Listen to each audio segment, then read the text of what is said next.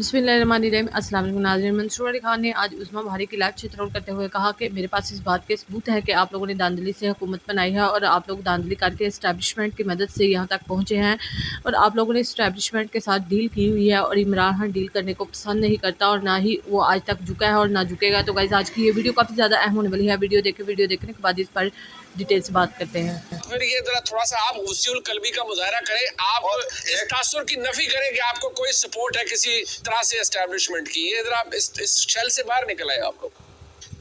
नहीं, ऐसा नहीं है मुनीब साहब, ये बनाया जा रहा है। जाहिर है वो लोग जो अब अपनी करतूत और अमाल नामे भुगत रहे हैं, जो खुद अपनी हरकतों की वजह से जो है वो जो साइडलाइन हुए हैं, ये जो कुछ वो भुगत रहे हैं, उसके ऊपर उसके यकीनन ये बात दुरुस्त है कि पॉलिटिकली उसका बेनिफिट हमें होगा। लेकिन उसमें हमारा रोल क्या है? क्या हमने 9 मई कराया है?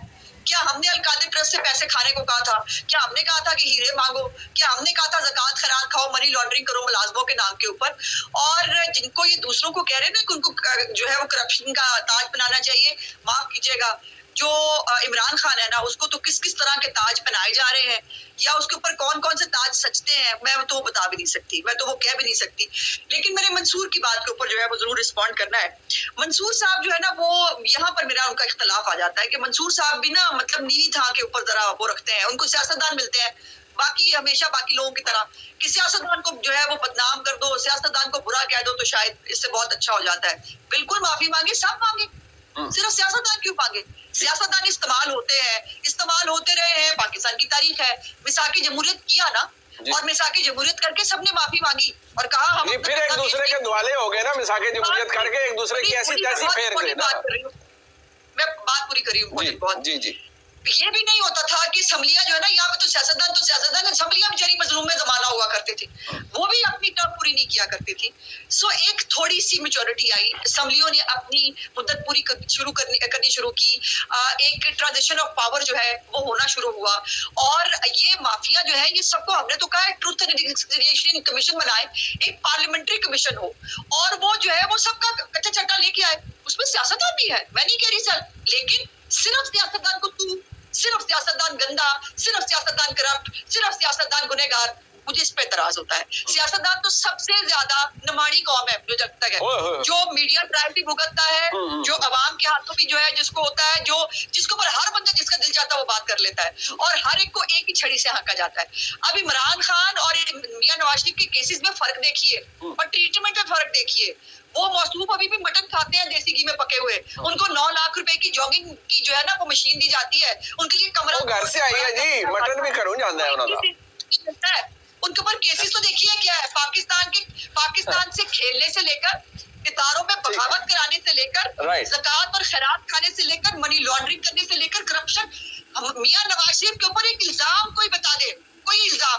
मियां नवाज शरीफ ने हजारों अरबों के जो है वो लगाए जो है मंसूबे। ठीक है, मतलब आप कहते हैं करप्शन किक बैक, ठीक है, okay fine, I got your argument. एक मंसूर अली खान साहब वो कहते हैं पानी, उन्होंने ये कह रहे थे पानी हमेशा नीचे की तरफ जाता है, तो आप भी यही कह रहे थे कि लिस्सी कौम है सियासतदान, आप उनको टारगेट कर रहे थे। मैं अज़मा बुखारी साहिबा ना मेरी बहनों की तरह है और मैं अपनी बहन को ना अब एक चार्टर्ड फ्लाइट में अपने साथ बिठा के ना जरा ऊंची थाते होना जान लगा मैं। ठीक है, बात यह है कि सियासतदानों का मसला नहीं है, सियासतदान ही जो है वो वज़ीर आज़म हाउस के अंदर जाके बैठता है, ना सहाफ़ी बैठता है और ना कोई जनरल बैठता है।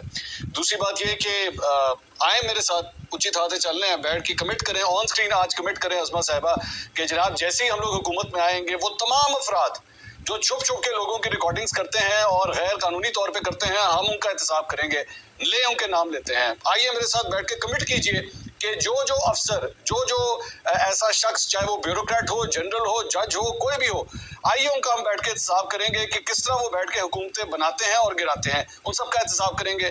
मेरे साथ बैठ के आज कमिट कीजिए सेनेट के अंदर सादिक संजानी के लिए जब आपके 14 वोट इधर से उधर हो गए थे, आप उसकी तहकीकात करेंगे और उनको उठा के जेलों के अंदर फेंकेंगे, अब पीछे नहीं हटेंगे।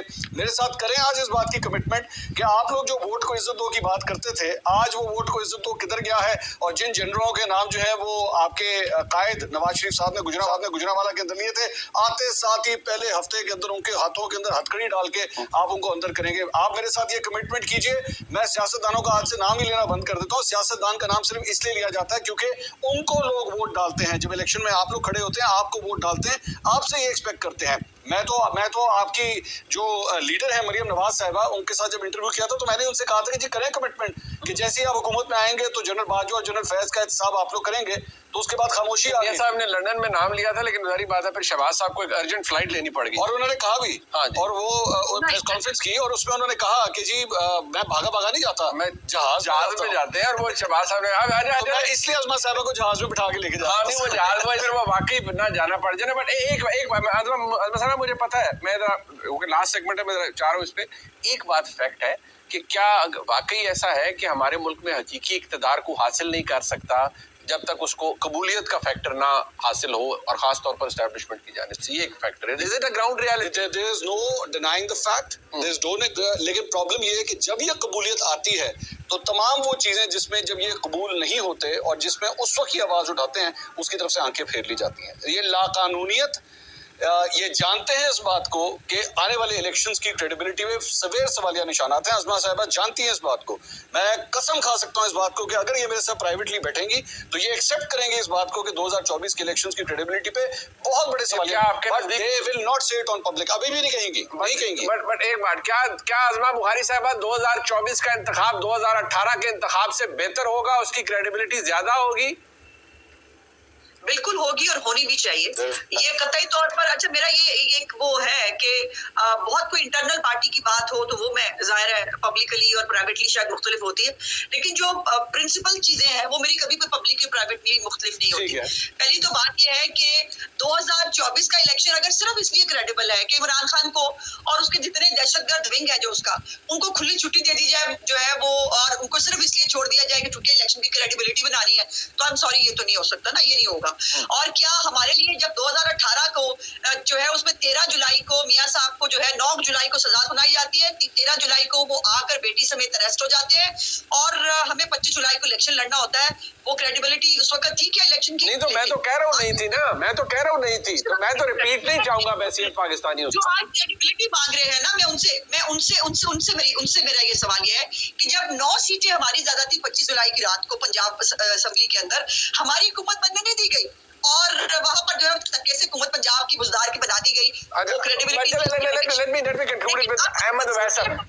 रिस्पॉन्ड करना है मंसूर साहब, शायद मैं दोबारा कोशिश करती हूँ कि मैं अपना पॉइंट ऑफ व्यू समझा सकूं। मियां साहब इतना टाइम नहीं है बाजी, तो कह रहे हैं मियां साहब, यही तो कह रहे हैं कि मेरे प्रोग्राम में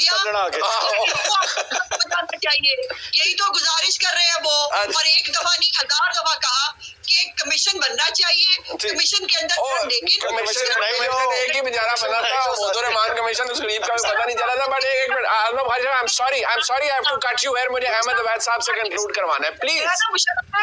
की हुकूमत ने लगाया था सुप्रीम कोर्ट के कहने पे, आप लोग तो उस वक्त भी नहीं कह सके जब उसको भगा दिया गया और कर दिया गया, जब उसको वो पाकिस्तान वापस ही नहीं आया। हुकूमत किसकी है आगे आ रही है, आप उसमें भी जो कर ले करना है। मैंने तो या मंसूर अली खान ने तो वजीर आजम बनना नहीं, कम से कम अभी तक तो मुझे पता है इरादा नहीं। एक मिनट अच्छा, एक मिनट ना मुझे अच्छा अजमा बुखारी साहिबा काइंडली मुझे वक्त दे देना। तो कैसे आप लोगों ने देखा कि आज मंसूर अली खान ने किस तरह से उस्मा बहारी को लाजवाब किया और कहा मेरे पास सबूत है कि आपने एस्टैब्लिशमेंट के साथ डील की और आप लोगों ने हुकूमत जैली बनाई, और इमरान खान डट कर खड़ा है और बहादुरी के साथ वो जेल काट रहा है लेकिन डील नहीं कर रहा। और आप लोग हर दफ़ा डील कर लेते हो, तुम्हारा भगोड़ा लीडर हर दफ़ा डील करके इस मुल्क से भाग जाता है। और आपने देखा कि इमरान खान किस तरह बहादुरी के साथ ये जंग लड़ रहा है, और मुझे लगता है कि वो बहुत जल्द जो है वो बहादुरी से जेल काट कर अपनी बेगुनाही के सबूत भी देगा, और पूरी दुनिया के सामने जिस तरह वो खड़ा है और सारे लोग सिर्फ और सिर्फ इमरान खान को अपना लीडर देखना चाहते हैं। तो गाइस आपको ये वीडियो कैसी लगी है, वीडियो के कमेंट बॉक्स में अपनी राय का इज़हार जरूर किया करें।